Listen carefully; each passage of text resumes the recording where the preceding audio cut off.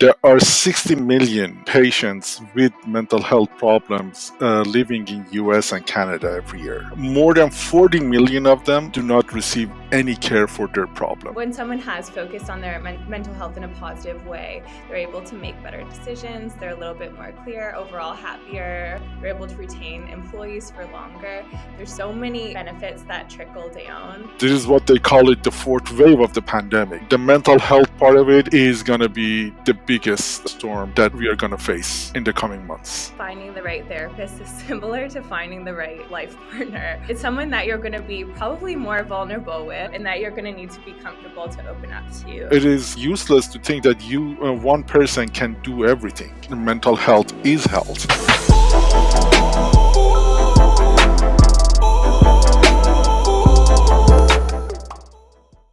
Welcome back to another episode of the Generation Hustle Podcast, a show that explores the world of business, entrepreneurship, and culture, all centered around the millennial. I'm your co-host Ryerson, alongside my good friend Amin, and this week is Mental Health Week as designated by the Canadian Mental Health Association. So we wanted to take some time to explore the issue and the many people working behind the scenes to help those in need.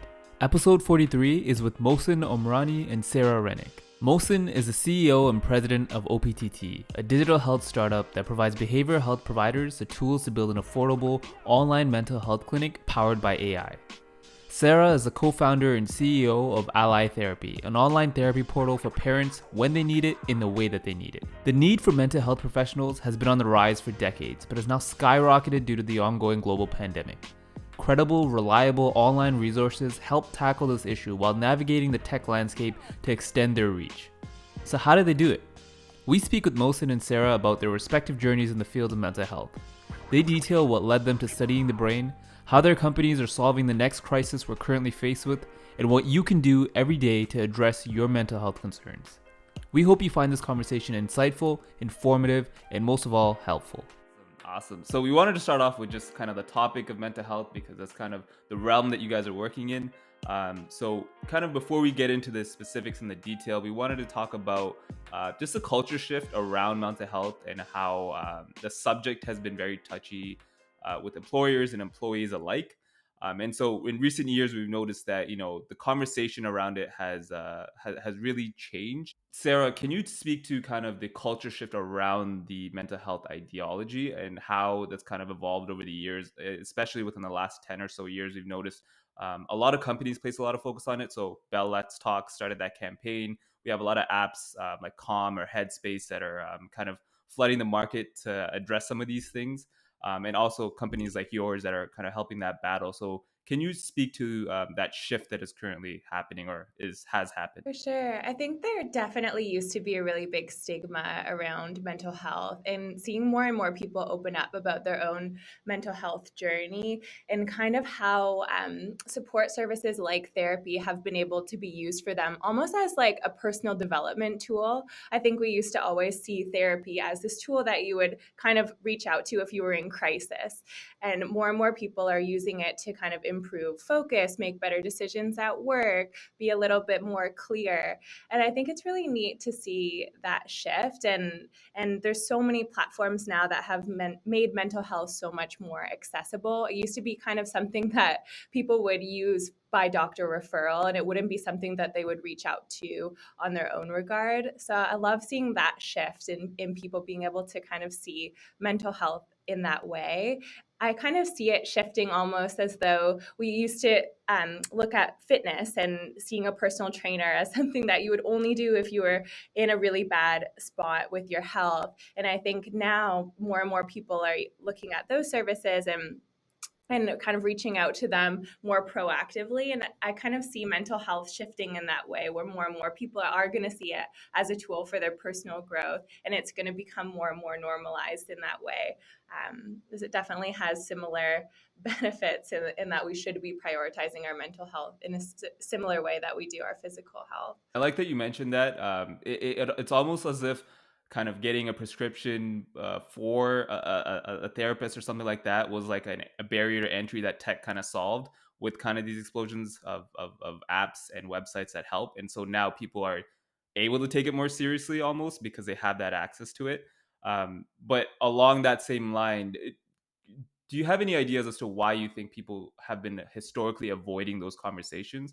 I won't get into specifics on demographics, but I think by generations we can tell that prior generations never really were as expressive or kind of open about some of these conversations. Yeah, I definitely think it was more so like the stigma around it, and that there still is a stigma around mental health. And I think now also like with influencers and people being a little bit more open about their everyday life and seeing more and more people talk about it. I think the more people that talk about it, the more normal it's becoming.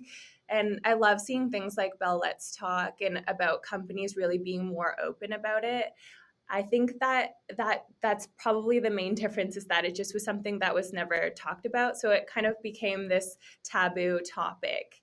And I think, yeah, there was this lens around it that if you talked about mental health, it meant that there was something wrong with your mental health.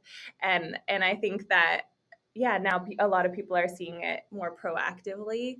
And it's not, even if it's something that you're struggling with, it's not some major problem that shouldn't be talked about. I think it's kind of the opposite, that we should be talking about it more. That was actually going to be my next question. I was going to ask you if we should be talking about this more and being more open, because it can be sensitive information and sensitive topics, and I know it is tough for people. But I'm glad you mentioned that, because it kind of goes into my next point as well. And this was more so meant for Mohsen, but I'll leave it open for both of you guys here. Do you feel that companies and employers should be investing more into mental health and being more open about these conversations? It's kind of hard to maintain that balance of professionalism and keeping the personal life separate, but we're seeing more and more that uh, kind of the employee world is clashing more with their personal worlds, and so that mental health aspect is becoming more and more prominent. So can you speak to what you guys think of what employers should be doing more of within this space? So, forget about all the sociological and human aspect of, the need and the reason why the employers should care about the employees' mental health. The point is that, employees' mental health has direct effects on the bottom line of the companies. So, for instance, each week, 500,000 Canadians do not show at work because of mental health problems. And the cost of, absenteeism and presenteeism is something astronomical. For instance, these numbers might be a little old, so I'm sorry if it might be a little off, but 40% of short and long disability claims belong to mental health problems. And actually, mostly the mental health problems are on average twice as long. It takes twice as long for uh, employees on disability because of mental health to go get back at work. So around 70% of short and long term disability compensation is because of mental health problems. So, as you can see, there is a huge economical factor here that, if you actually care about your bottom line, and if you actually care about the financial success of your organization, you need to invest in mental health for your employees. And it has been shown that for every dollar that employers spend and invest in their employees' mental health, there's a $2 return. And that is even higher, for instance, for some certain industries like mining. That is like around $5 return for every dollar they spend on it. So the idea is that, forget about all the human reasons why we should be caring about other people's mental health. It is directly, going back to the bottom line of, all organization and industries, and that is definitely why they should be caring about that. We can appreciate that. We work in finance, so anything to help the balance sheet is always appreciated. But that's interesting that it kind of takes a financial impact to kind of put that into perspective for employers. Yeah. Sarah, any other thoughts on that? Yeah, definitely agree with everything that Mohsen said. And I just think overall that when someone when someone has focused on their mental health in a positive way, they're able to make better decisions. They're a little bit more clear, overall happier. You're able to retain employees for longer.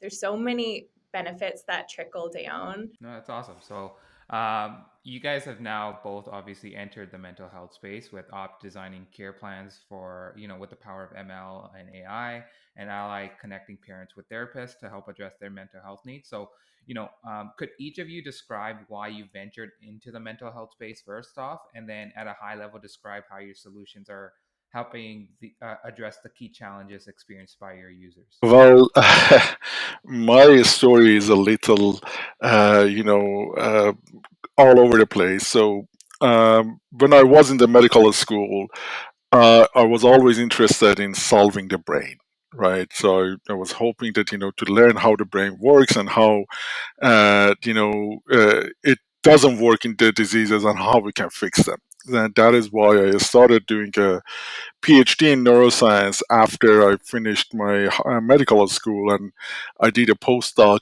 in computational neuropsychiatry.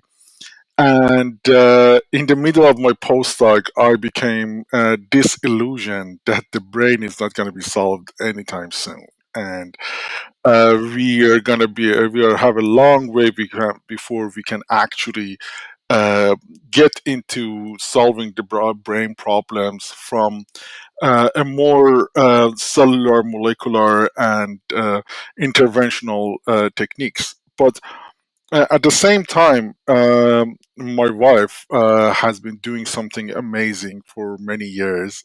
She's a psychiatrist, an assistant prof at Queen's University. She has been doing research on online psychotherapy since 2007.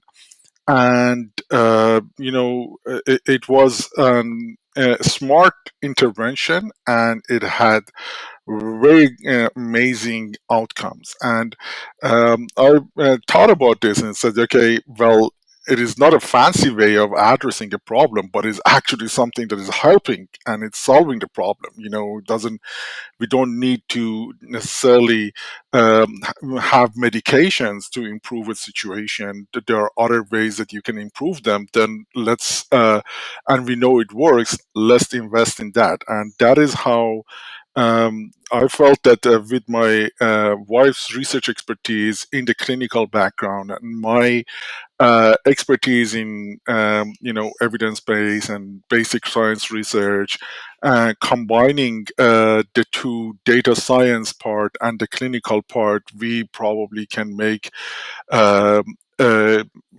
big difference in how this is practiced. So that's why I started up. I love how you say like the brain can't be solved. I always have interesting kind of like thoughts at night where just like, you know, like there's so many things going around in your mind. It's just like, how does this work? How's the brain working? It's always interesting. Sarah, what about your story? What's your story like? Yeah, so I actually founded another company called Mama Mobile. So that was another service actually for moms specifically. So it was in-home massage therapy and virtual physiotherapy. So still running that actually more so as a lifestyle business now, but started that about 3 years ago. And during the pandemic, I run that business with a co-founder and this business actually. She's not here today, but her name's Cherry. So during the pandemic, we kind of reached this point where we had to close the business. We do in-home services, so the massage therapists weren't able to go into the homes of our moms. So we kind of went back to the drawing board, and we thought maybe we'll create some kind of an app for moms to access different services. So we've heard a lot about how moms need things like lactation consultants, sleep consultants, and all these postpartum support services. So we kind of had this idea of starting a marketplace app for these services. And we actually were in another incubator through Niagara, which was affiliated with the DMZ. And they said, before you start doing anything, call 100 customers and see what's going on, what they need. So we kind of picked up the phone and we spent a couple weeks just calling our customers. We have about 3,500 moms on the Mama Mobile platform. So we started to call customers and kind of ask what it was that they needed and what they felt they needed the most support on. And we were so shocked. Every person that we talked to opened up in some way about their mental health, whether it was postpartum depression, anxiety, whether they were severely struggling during the pandemic with their mental health. So we kind of went back to the drawing board and we started looking at different platforms that exist, like Talkspace. And there's so many therapy platforms, but one thing that we really learned through Mama Mobile was that people need niche services. And when someone's looking for something, it's so much easier, especially something like mental health, when it's so specific. So we really wanted to be able to create a platform where moms and dads could access mental health services, but that they would be able to find a therapist who actually specialized in parenthood, and that they would be working with someone who would really be able to meet them where they were at. So yeah, that idea was kind of born out of the pandemic and born out of our previous startup. No, that's awesome. And can you kind of speak to the, challenges of parenthood and why this group has some unique, challenges per se that could amplify mental health issues? For sure. I think the biggest thing that I've noticed in this niche, and I think, to be honest, any future business that I ever build will be like within the parenthood niche, is that parents just don't prioritize themselves. And I think in North America, our culture is kind of taught to focus on the kids. So as soon as someone has a baby, even if you ask someone who's if you have a friend who's pregnant, the first thing that you ask, oh, is it a boy or a girl? When's a baby due? Like, none of the questions are ever surrounded around like the mom, and the dad gets neglected even more so, I think, sometimes. So I definitely think it's prioritizing yourself. And I think that's almost a lesson. And that's sort of like our underlying message for allies. We just really want to reshift that focus and teach parents how to prioritize themselves and kind of normalize that. I think that's a big thing. And then there's also a multitude of other issues that come with parenthood and mental health. So definitely couples navigating parenthood. A lot of the parents that we talked to kind of opened up about that struggle, and it's a whole other thing. Like, there's already so many things to navigate in a relationship, and then you throw a baby into the mix for the first time, and you're kind of trying to navigate how to communicate with each other, how to reallocate these roles, how everything's going to work. I think that's a huge thing. And then there's also so many known mental health issues that arise, like postpartum depression, postpartum anxiety. Postpartum depression is actually becoming more prevalent also in dads, which is something that nobody talks about.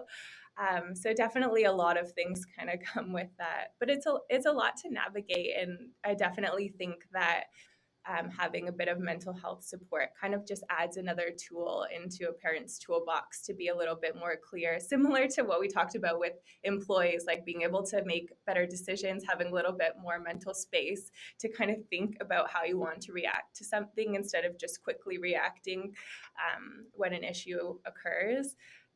So definitely think there's so many benefits for parents and for everyone with mental health services. That's awesome. We're really happy Canadian companies tackling such a big issue. And if you can just add on, what are the benefits of professional therapy and how important is it to have a strong relationship with your therapist? Because you're opening up about your personal life, and you just don't want any person to kind of deal with that. You want somebody you can relate and trust with.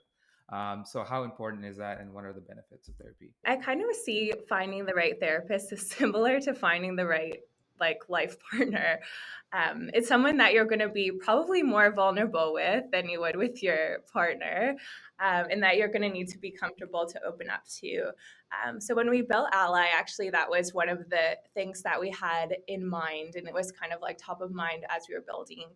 So we actually put in a matching questionnaire. So we kind of take parents through a series of questions that has been created by our therapist, where asked about current challenges that they're experiencing, their stage of parenthood, and then goals that they have. Because we kind of we're really trying to shift that mindset of seeing therapy as not just when you're in crisis mode, but it also could be used as just a tool for your own self-development. So we've kind of baked that in, and we match our clients with therapists based on kind of where they're currently at. I also think it can be really overwhelming. You could go on to something like Psychology Today and you could see like thousands of therapists in Toronto that you could see, but it's really tough to know who actually is the right fit for you. So I think that is really important. Like for my own mental health journey, I've been kind of like on and off trying therapy for years. And it wasn't until this year that I found a therapist that I actually connected with that I stuck to therapy. And as an entrepreneur, it's made such a huge difference in my own decision making and my own clarity, the way that I communicate with my co-founder and my employees. So I think that's really, really important. And that's been a huge, huge focus for Alli, just making sure that right match is made initially. We also offer our clients an initial like free 20-minute session just to kind of meet and greet with a therapist without spending any money to decide if they are the right fit. I think that is probably like key ingredient to therapy because everyone's so different, and you might need one therapist who's more analytical and more focused in certain techniques like CBT, where someone else might be more focused on talk therapy and some mindfulness and something that's a little bit like lighter in approach. So it's definitely based on your personality, but I think finding that fit is really like key to if your therapy will be successful and if you'll stick to it long term, because if you don't have that connection, chances are you're not going to stay on for a long time. Yeah, no, I think that's so powerful. We've met a few entrepreneurs ourselves where they live and breathe by therapy, and they use it like weekly almost as a way to run their business, but also their personal life. So awesome to see what you guys are doing. Now, Mohsen, let's get into kind of the impact of utilizing data and specifically ML and AI in your solution. And why do you feel like more data-driven solutions can help drive change for the problem you're tackling? And could you describe a scenario of how a healthcare team would use your solution? Let me throw a bit of scary numbers inside. So you really get a feeling of how bad the situation is. There are 60 million patients with mental health problems living in US and Canada every year. More than 40 million of them do not receive any care for their problem. And there are a range of these reasons why. One of them is that it's expense. Seeing a therapist is expensive. Expending $300 a week on a therapist is not something that everybody can afford. Well, there is a stigma. There are access. A lot of people do not live in a place that have direct access to a therapist. And for instance, the number of virtual mental health visits in the US increased by 30 times during the 2 months after the COVID hit. Right, just shows the scope of the problem. And on the other hand, the demand is increasing exponentially, and yet the supply is not only increasing; it's actually decreasing. So, for instance, half of psychiatrists, like 50%, that practicing today are set to be retired by 2025. So the demand is increasing, the supply is actually decreasing. Not only it's not increasing either, and so we need a paradigm shift. The challenge is that the problem is so big that we simply do not have enough clinicians to provide traditional face-to-face care to everybody who needs it. So there needs to be a new solution that we can increase the capacity that each clinicians can provide, and the care capacity that they can provide, and that is not going to be increasing the training of new clinicians. It should be something that increases by factor of 5 or 10, so we can meet the challenges of the society. And when you think about that, is okay. We really need to take advantage of the solutions that the digital solutions that exist right now, right? And that is exactly what we are trying to do at Opt. The idea is that, for instance, when we talk about, for instance, therapy, a lot of us think about, talk therapy. You just go and talk with your, therapist. Um, well, actually, the gold standard of, therapy for mood and anxiety disorders is CBT, cognitive behavioral therapy. And CBT is very structured, right? It's not about you talking the most of the time. CBT is a sort of psychotherapy that you learn new techniques, new ways of thinking, new behavioral techniques to be able to handle your situation, to be able to manage your thoughts and feelings. So if you go to a CBT, the bulk of the care, like that 2/3 of the time, would be spent with the therapist explaining to you the technique of how to, for instance, analyze a situation and how to think differently to change your feeling about it. And then 1/3 of the time is going to be spent on specifically your problem and addressing your specific need. So having having a very structured solution, which 2/3 of it is not personalized. Why should the clinicians spend that time, that every session across different patients to provide that general content?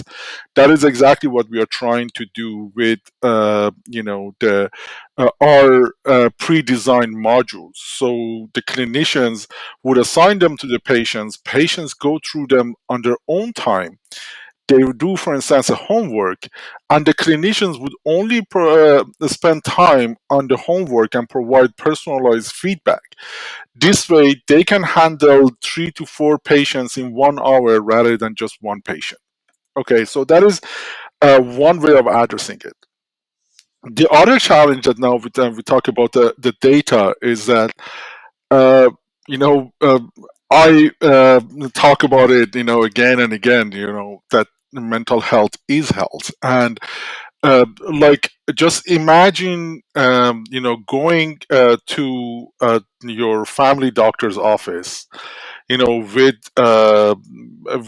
some fever that has not been stopping, and they look at you and say, well, maybe it's this, maybe it's that, take this Tylenol. You would be furious.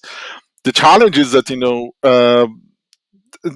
unfortunately, there is no real objective way that mental health is being practiced today. There are very few, for instance, questionnaires that are used, like we call it PHQ-9, GAT-7, that, they're like a 7 questionnaire. How did you feel? How many days, did you feel down, and or stuff like that. But the challenge is that they're not they're granular at all, and they do not deliver a fine-tuned, kind of scale to differentiate one patient from the other patient. So I personally, and it's not only me, a lot of people think that there should be a way that we can actually make mental health care more objective and more quantified. So we would be able to, just like when you go to a family doctor with a fever, they would ask you, okay, do a cell blood count, and we are going to give you this kind of antibiotic, and 2 weeks later we're going to repeat that. So that is what we call the evidence-based practice. You look at the evidence, you make a decision, you repeat it, you reassess the decision and go from there. And that is what I think is the role of data. Unfortunately, uh, you know unlike the other fields of medicine, there hasn't been a really uh, solid way. I mean, it's not just because it's hard. It's not easy. It's the You need a solid way to work with the data, and you need a solid way to make evidence-based practices based on the data. And that is where we really think that the role of machine learning and AI comes in, right? So, from one side, I think that there are online tools that can make this mental health care more accessible, more streamlined. And on the other side, we think that the data and the vast ways of collecting data that we have right now. Just imagine, we always nag about Amazon and Google being able to know what we do, and they offer us this advertisement based on how we feel and stuff like that. Well, we have these tools. Why don't we actually use them for a good reason? We don't, rather than just selling us something, let's actually use the technology to be able to understand when somebody is feeling down, or when somebody is needs help. And that is how I see the role of machine learning in delivering proper mental health care. I really like that point around data and the importance of it, because it's it's a really important topic right now, at least within the last year, surrounding everything that's been going on with the pandemic. And Sarah, you touched on how the pandemic has accelerated your business side, but maybe on the opposite end, can you speak to kind of what you've seen amongst patients and clients, or kind of the data points around that? Because obviously COVID has kind of accelerated anxiety and depression amongst Canadians, especially amongst the younger generations as well, who are kind of stuck between school and things like that. But can you speak to some of those trends and data points that you've noticed already, that you can speak to? Definitely. So I guess our business is a little unique because it was born during the pandemic. So I don't have a strong barometer of what things were like beforehand, but I do notice definitely a huge uptake in people reaching out to therapists with each lockdown. It's really interesting, actually. You can definitely see how mental health is being affected by even new restrictions and whatnot. And then in terms of the parenting world, definitely like heightened anxiety, even around things like going to the hospital to give birth. There's so many restrictions coming into play. And I think that's definitely added an extra layer in the pregnancy community for sure. And also just with general support, I think for everyone, I think before the pandemic, we would all be more likely to reach out to like a family or friend, like to go for even a walk, or like out for a drink if something was wrong. And now it's definitely become more of a challenge to have those resources in the same way. And I think what we don't talk about is kind of the heaviness that's kind of set in for everyone around the pandemic. I don't know if you have kind of come to notice like how withdrawn people are getting at certain points. And I think those touch points that we all had in our own network for support are kind of becoming fewer and fewer as the pandemic kind of drags on. And I think that there's definitely a place for everyone really to access therapy and to have that support from somebody is so important. And I think the traditional ways that we would find it are kind of disappearing as the pandemic drags on. Yeah, for sure. Mohsin, do you have any thoughts on that? Well, yeah, I mean, the it is, as I said, the number of online calls and virtual care ask for mental health is increasing significantly. And there is the isolation, there is the uncertainty about the financial outcomes. It is the challenges of actually catching COVID, or the uncertainty and anxiety of knowing somebody with COVID, right? So. Uh, I was actually looking at some numbers yesterday. Uh, in the US, I mean, it's thankfully it was been better in Canada. Hopefully, it will remain better. In the US, 3 out of 10 people know somebody who had COVID, a close person who had COVID, right? Uh, and now think of the anxiety that goes in, that time actually that person needs. Uh, you're not sure if they are gonna, how they're gonna come out of it. And the other challenge that I just, the data came out there is that one third of those who actually caught COVID develop mental health problems.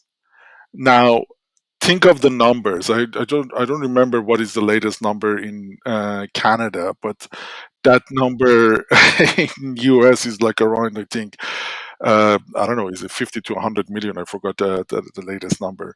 Just imagine like one third of them now are developing new mental health challenges. So, I mean, there are so many. It's a perfect storm. There are everything bad is happening at the same time.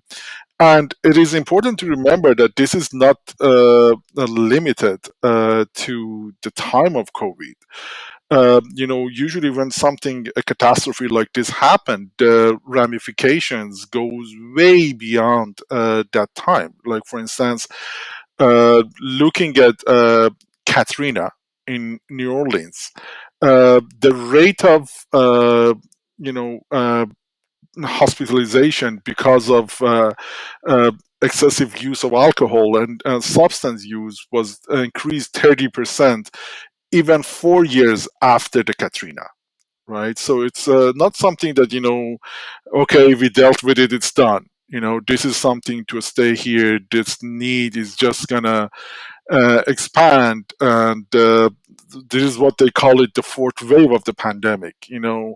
We have been dealing with the medical emergencies and stuff that we pushed back, but the mental health part of it is going to be the biggest storm that we are going to face in the coming months. For sure. And Mohsen, you're like reading my mind because that was kind of my next kind of train of thought, kind of like long term implications of this, especially amongst the generations. So I like how you mentioned how Katrina, we saw some of the effects years afterwards. And Sarah, you mentioned earlier something there as well, kind of how like we're starting to become more disconnected. And I don't know if you guys have noticed, but especially on social media, the younger generations are kind of, there's like an ongoing joke where we're actually enjoying the pandemic to the point where it's like everyone's just home doing their own thing. Like, I don't have to go out and face people. So it's like you're normalizing that kind of isolation. Can you guys speak to the different patterns or anything that you notice amongst generations? For sure. I think our business is a little unique in that I would say most of our clients are millennials. And one of the things that I was actually thinking of that's really interesting with our generation is with social, and that we're all becoming a little bit more open. And I think that there is like a really big opportunity for mental health to kind of come to the surface a bit more because we're all willing to share a little bit more about what we're doing. I've definitely noticed more and more people opening up and kind of sharing their own mental health journeys. So I think that that's definitely like really interesting for the millennial generation. That hasn't really happened before. Like the generation before us, mental health was really closed off, and to talk about it was so taboo. And I think now it's almost like, I don't want to say it's there yet, but I hope that it will become like more normalized and that we would talk about it in everyday conversation, and it wouldn't be something that was kind of off topic to hear about. So I think that's definitely like one of the most interesting things that I've seen like with our generation of millennials. But I also think that like connection is still really important to us. Like we've come into this wave of like tech and we're all on social now, but I think that we've also grown up with this level of connection with people like face to face. And I think for that, like that degree, that mental health and therapy is definitely something that most millennials could benefit from. And I think it definitely fits in well with kind of like the way that we were all brought up and kind of what's normal to us. Definitely. And yeah, I can't really speak to Gen Z as much. But yeah, I wonder if things will become a little bit more normalized that way too, because those conversations are more open, and Gen Z is kind of growing up seeing that. So we've kind of grown up with it being taboo, and we're almost like moving that veil. And for them, I could definitely see it being a little bit more normalized, like all in all, because it's something that they're seeing more frequently. So yeah, I think that will be interesting to see what happens there. For sure. Yeah, just pushing the goalposts for, I guess, every generation after that. Mohsen, anything else to add there? Well, there is this numbers again that come in that they're suggesting that the rate of mental health problems among baby boomers is around like 25%, and that number among like millennials is around 63%. So the numbers is definitely much different, and how it shows itself is much different as well. I mean, it is, everything now is online, and so naturally, a lot of that is going to be exhibiting itself online, which is, I mean, to be say, it's a curse and a benefit at the same time. It is probably a lot of this, source of the anxiety is the online life, but at the same time, though there are, solutions in the way online can help with this problem. So, um, like for instance, another one way that we are, a lot of companies and a lot of organizations uh, essentially are evaluating and gauge how stuff change in the society is looking at the sentiments on Twitter, right? It's like it's a really good place to evaluate the general thinking of especially the millennials, on whether they are stressed, whether they are what they think about a specific situation, or so there are lots of information out there that again is gives the people with machine learning and data science roles, the opportunity to generate a better understanding. Yeah, I think with a lot more solutions coming to market, hopefully, all this becomes more normalized, and and that's when I want to kind of talk to next. It's amazing to see like DMZ believing in your team's vision and in tackling mental health. So, for both of you, like, how has DMZ helped you kind of grow and support your startup? And what's one piece of advice that you've experienced through the DMZ that you've received that you continue to apply in your business today? So we can start off with Mohsen. I mean, each startup goes through different phases in their um, evolution and growth, right? And at each time point, you receive a lot of support and you receive a lot of advices that uh, you know are good for that specific time. For instance, before DMZ, we were part of another incubator out of Ryerson University, which called Biomedical Zone, or BMZ, which was focused on the mental health, focused on health, and which was really instrumental for us. Then we joined DMZ, and now in DMZ, it was more of a journalistic point of view of helping us. How do you actually expand a business?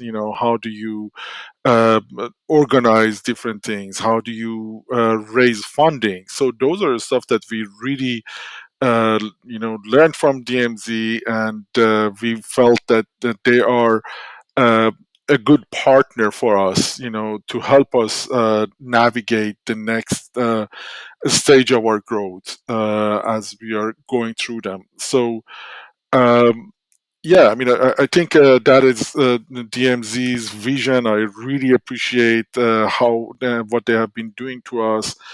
And one advice I have,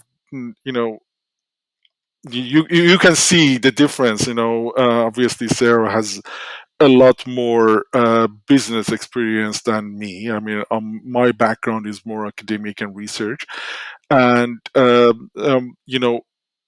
I have expertise that somebody else doesn't have, and I lack expertise that other people have. Right.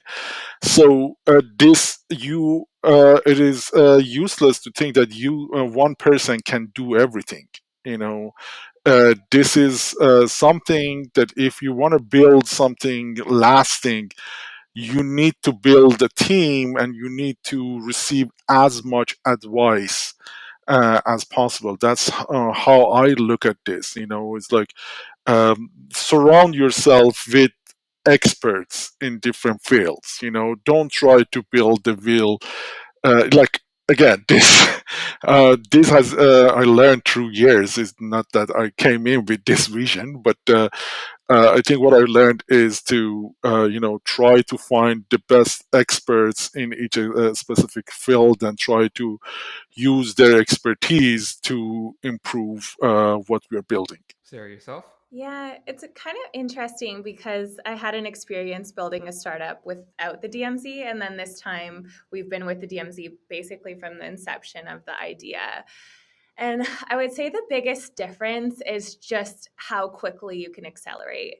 So Mama Mobile was a startup we ran for 3 years and we got it to like a decent point. But for Alli, I'd say like we're already like probably a year of like where we were with Mama Mobile when we first started. And I think at the beginning, I was also really nervous to ask for help, like with my first startup. And with Alli, it's been totally different because we've basically had support and help like every step of the way. But it's really neat the way DMZ kind of organizes things because sometimes you don't even really know like where to turn to for support. And I think when you have a startup, it can be really overwhelming and you have your hand in a million different baskets and it's tough to know like which one to be focusing more of your energy on. And I think that's probably the most helpful part of DMZ for me so far is just being able to see your blind spot and to kind of see, oh, this is the area you should be focusing more on, and here is the person who is going to give you advice on that area. So it saves you so much like kind of flustering around trying to figure out exactly what it is and then to find that right person to help you. So I think that's definitely like a major shift for me. And then also like for us, we're in an 18-month program. So we have like a crew basically that we're going through things with. And I think as like an entrepreneur, it's like not always like so glamorous and it can be really lonely. And I run my startup with a co-founder and it's great to have her to kind of bounce ideas off of, but also to just be able to have meetings with the whole incubator group and to kind of hear where other people are at who are at a similar stage in their startup and to kind of hear about their highs and their lows and to kind of know that someone else is in the same boat as you is like so instrumental for just kind of keeping you motivated as a founder. I think that it's really tough to kind of find that community, especially like right now during the pandemic, and being able to be set up with that crew has definitely like also been instrumental. And then in terms of like biggest piece of advice, I would say one interesting thing that I've learned and that's been really helpful so far is to kind of look at each new thing that I want to implement in the business as an experiment. So we kind of have started to restructure how we think about things. Both my co-founder and I are dreamers, and we both want to do a million things at once. And I think that's probably my biggest challenge as an entrepreneur is to kind of like sit myself down and say like, hey, we're going to focus on this thing. But to be able to restructure thinking in that way, to kind of look at an idea of, oh, this is my hypothesis about how things are going to go. I'm going to follow it along for like this amount of time, and this is the outcome that I should receive. If I don't receive this outcome, I'm going to go back and try this. And I think that's changed things a lot. So before we were kind of like floundering around just trying things, we would never really like complete them all to execution. So it's tough to know if they even worked or not. So I think it's reframed like a few of my thoughts, like, and definitely like the mentors have really like been helpful to kind of, restructure my thinking around like business ideas and how I execute things and just becoming overall a little bit more efficient. Right. No, that's awesome. I think for both of you, I think the journey into DMZ has helped you kind of restructure how you think about business and kind of develop your business plan and how do I target specific users better, or to Mohsen's point, how do I raise capital, stuff like that. And it's unique to see someone who is from an academic background learning more about the business side, and he's benefiting from that. Whereas Sarah, you're obviously had a different startup and you have a new lens on how to build a business, right? So it's amazing to see like Toronto tech is booming, and DMZ is a huge part of that. So yeah, that kind of concludes like the podcast portion. I would say the meat of the podcast. What we always like to do at the end of the show is a quick little lightning round to get to know you guys a little bit better. So I'll let Sherston lead that. It's just you have about 5 seconds to answer each question. And we'll start off with Sarah, and then Mohsen, you can answer right after that. So Sarah, what is your favorite book or movie of all time? Oh, can I say a podcast? Sure, yeah, we'll take it. How I Built This, Guy Raz. Right, nice. Love it. Love it. Mohsen, favorite book, movie, or podcast of all time? Well, I was thinking of The Unbearable Lightness of Being as a book, but if we are allowed to say a podcast, Radiolab. We'll take both. We'll take both answers. Sarah, if you could have dinner with one person in the world, dead or alive, from any point in time, who would it be? Sarah Blakely, the founder of Spanx. Nice. Okay, awesome. It shows that I'm not a real, entrepreneur. I would say John Stewart. Hey, no, that's awesome. No, we want to know what you want to see. That's all. Yeah. All right. So, if you can give one piece of advice to someone to just better their mental health and well-being, what would it be? Yeah, I think like reach out for help and talk about it. I think the more that you talk about it to your friends, to your family, to your neighbor, the more comfortable that the other person is going to be to reach out for help, and the more that's going to trickle down and kind of become an effect. And then also, I would say that not everyone needs the same support. So yes, I own a therapy company and I recommend therapy to people, but I also think that people need resources in different ways, and to kind of find out what works for you and what support you need is really important. For sure. How about you, Mohsen? Well, I would say again, mental health is a health issue. Like there is no shame in asking and seeking help for any other health issue like diabetes or hypertension. There is no shame in asking and seeking help for your mental health problems. So, yeah, go out, ask for help, and receive the help. For sure. And our last question here, the one that we like to corner our guests on a lot. Sarah, do you like pineapples on your pizza? Yes. Love it. Mohsen, what about Hell you? no. Yeah. All right, I'm a pineapple fan. Amin is not, so we got a good balance here. Yeah. Thank you so much, guys. This was an incredible podcast. I think you guys are doing incredible work in the fields of mental health and well-being, and obviously there's a huge market and there's a huge concern for it. So we're grateful to have you, especially as part of Toronto. So thank you again.